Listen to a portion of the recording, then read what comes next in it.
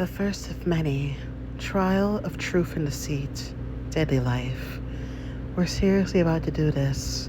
We're about to hopefully find the person responsible for Stephen's murder. Well, good luck, everyone. Hopefully, we can get through this. I'm just gonna find my seat. I have nothing to say. This is just stressful. Tell me about it. Well, let's just get this over with. You guys still think I'm innocent, right? Of course, Mickey. Mickey, deep down, we know it. I appreciate you guys having my back. No problem. Well, let's just hope we can get this correct.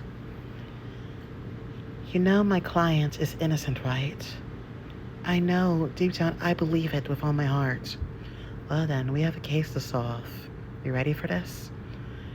I don't know. Well, we don't have a choice. We better get ready.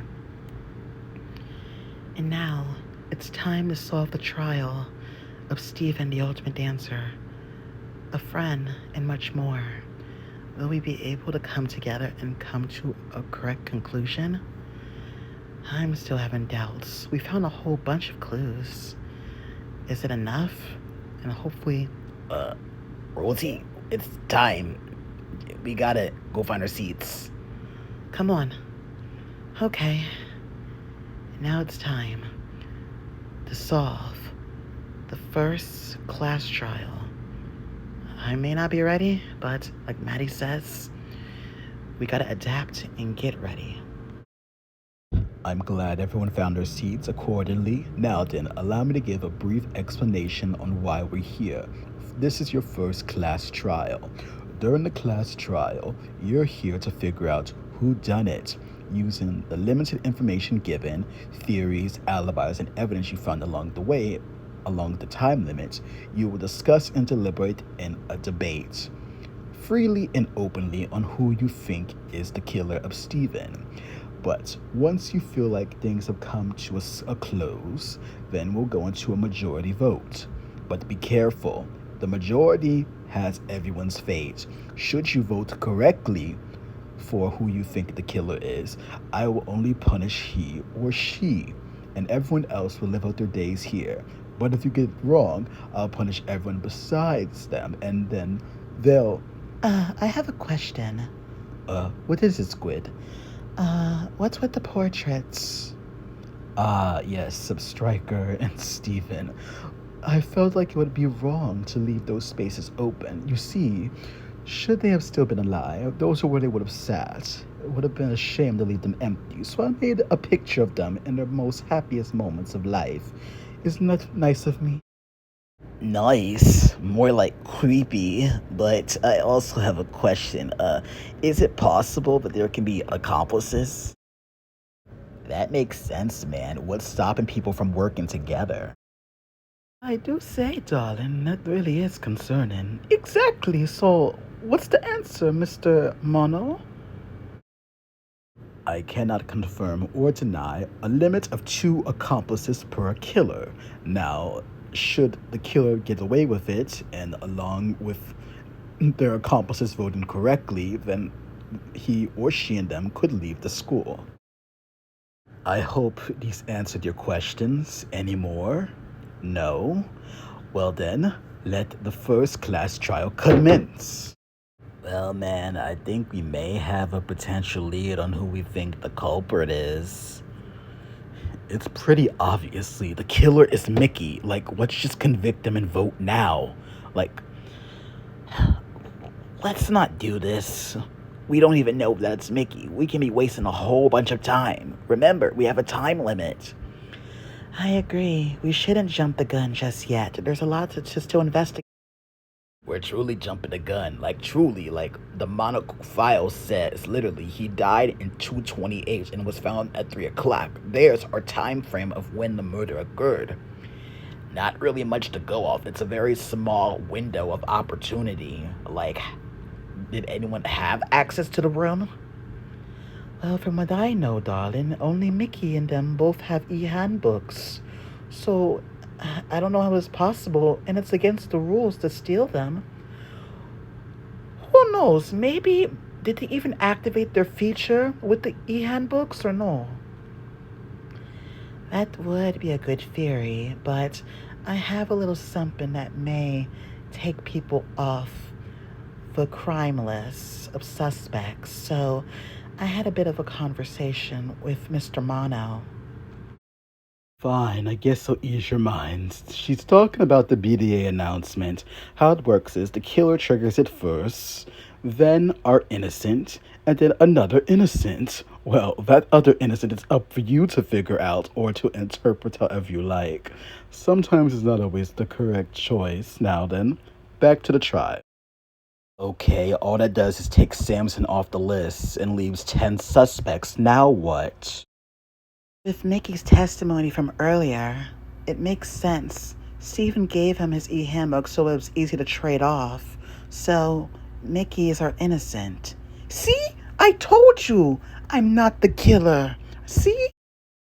Only 3 of us had his tablet to go back in and out of his room so we can trade off the chick on Squid. There we go. Now then, we're literally down to 9 suspects. Now let's keep the ball rolling. Okay, now that we got 9 suspects, where does the gun come in this? Where does it come from? Like, I'm pretty sure the motive was secrets and not a gun, so where did the kill? Darlin's right. There's no guns on campus unless Mono induced a secret motive that we don't know about. Yes, so where did it even come from to begin with? It's possible it was found on the second day we were here. Remember, we decided to break off into groups on the second day after the whole striker thing. So that's possible. I agree with Squid. Plus, I have a little bit of evidence. So hear me out for a second. Don't freak out. What if I told you the person came forward and told me? What? When did this happen? You gotta tell us what? Yes, when did this happen? Yeah, like, I'm confused. It was my group, said the guys. We thought it was best to keep it a secret. Me, Stephen, and Stryker found it in the gymnasium storage room. And you're just telling us now? You're lucky in this theory of Rosie's makes sense that you're innocent. Otherwise. But wouldn't that mean Rosie had a chance with the gun? She was there by herself in the gymnasium when she was shocked about Stryker, so it had to be her.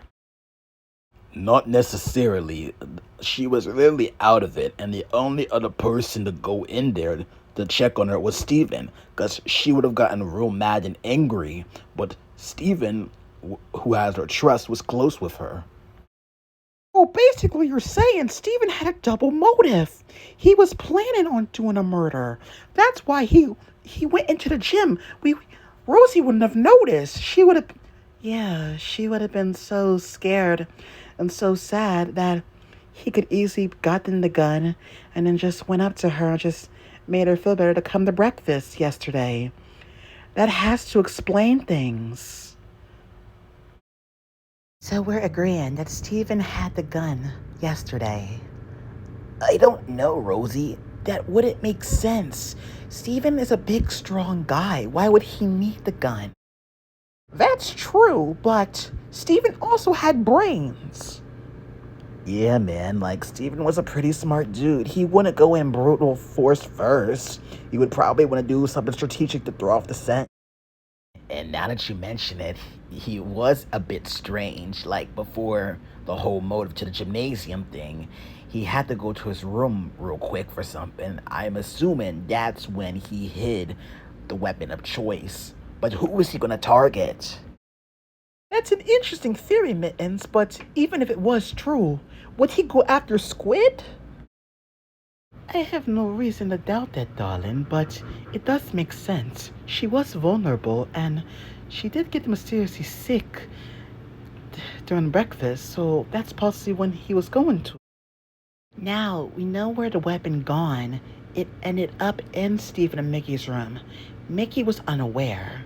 Now, the next problem is, how? How did the person slip in if only those 3 had the e-handbook of his? Well, it's pretty simple, darling. during a time frame, someone had to at least tell someone that Squid was not feeling well, because people would be suspicious if they seen someone walking with someone else's e-handbook out of their room. Not to mention that everyone, well, mostly everyone, was helping prepare for the pool party. We were wandering back and forth, but there were a couple people that weren't helping with the pool party, so I think it's possible that someone helping with the pool party might be our culprit. It does make sense. I know it does, but I wouldn't know. I was too sick to even move. I'd have to disagree because wouldn't it make sense for someone not part of the pool party? Because we would just have spotted them. If that makes sense, because we were all near each other hand in hand for the most part, delivering food and stuff. Yes, that would make sense. And Mickey did come to the library in the middle of my research when this was going on, telling me to be there at some time. So, it's possible or it's not possible. We need to make up our minds. Well, I guess we tried, man. Like, I think we're stumped at this point. Like, where do we move from here? We can try and move to another topic, possibly, but if we can't figure out, was it someone amongst the pool party or was someone that was out of sight and out of mind doing something completely different? And besides, we all have alibis. Strangely enough, Puffin, you may be onto something. Alibis. I guess that we can announce where we were during the time. Well, I was in my room. I wasn't feeling well. And I was going to the room to check on her. And for me, man, I was literally heading to the sauna to check up on Chuck and them because during that time, I noticed Grumpy getting into a fight. Okay, yes, me, I was protecting Rosie, okay? Interesting. So you're telling me that Grumpy got into a fight, Chuck saw the thing, and I assume Mickey was there, right? Yes. Okay, is that a possible angle? Did Grumpy do it out of spite? I don't think so. Like, he was pretty ticked off and he ran straight to his room. And during that time in the hallway, I did see him still alive. He said he was going to grab his things and then he was going to prep for a shower. That's all I remember him telling me. I bump into him on his way back to his room where Maddie's seen me, and then I was looking for Rosie and I found her.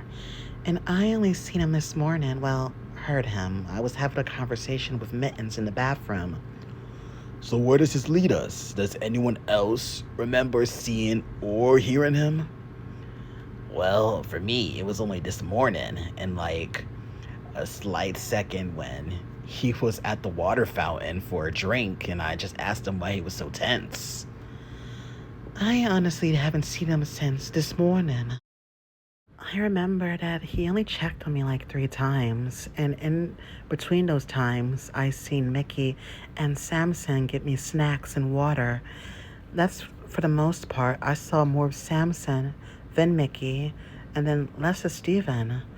That's really all I can give. And then for the most part, I was just resting.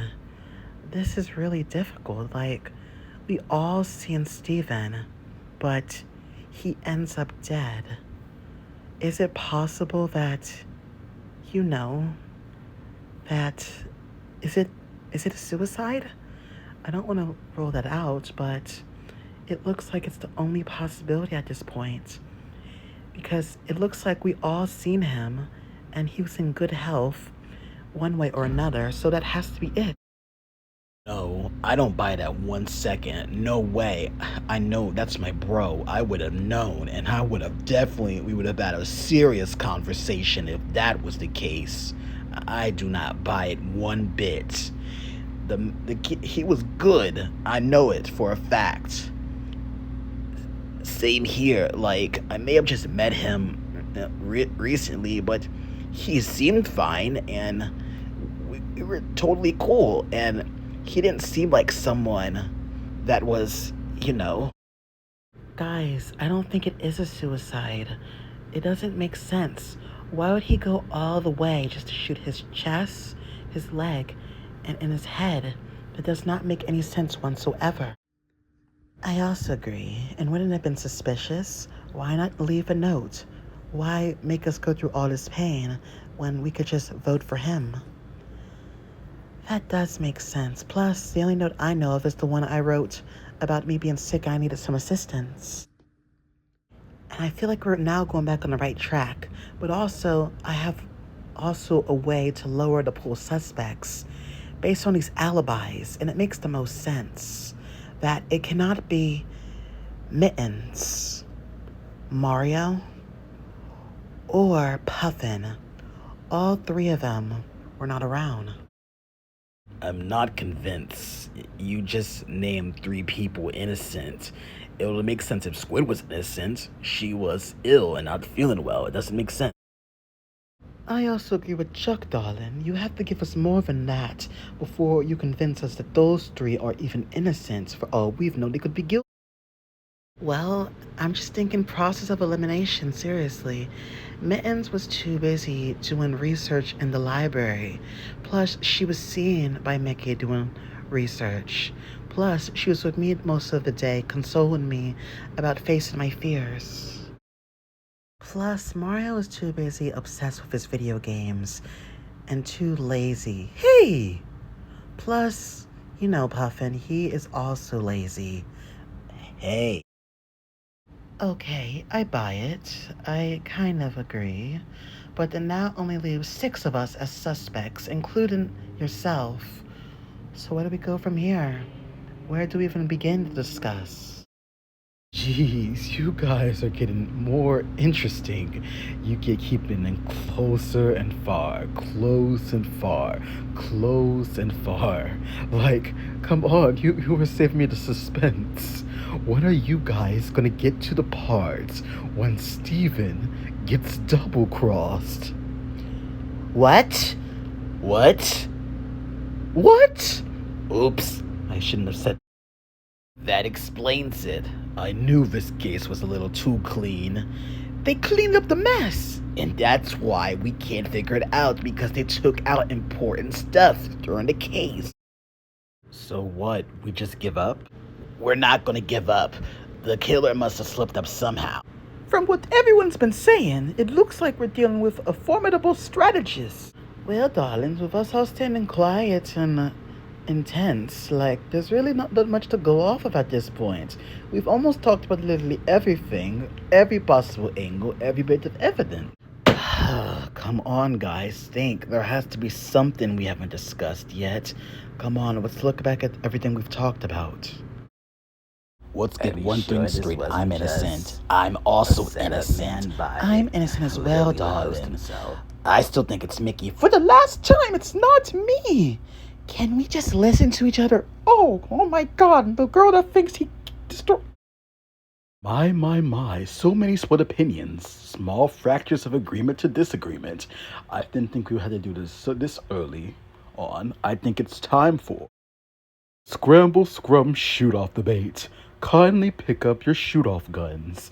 Display logic or furies, and if you're right, you'll remain. If you're wrong, well, you'll be blasted out of the arena. The last one, or the group that agrees with the verdict, will win, and that will be the outcome. And when we continue this trial.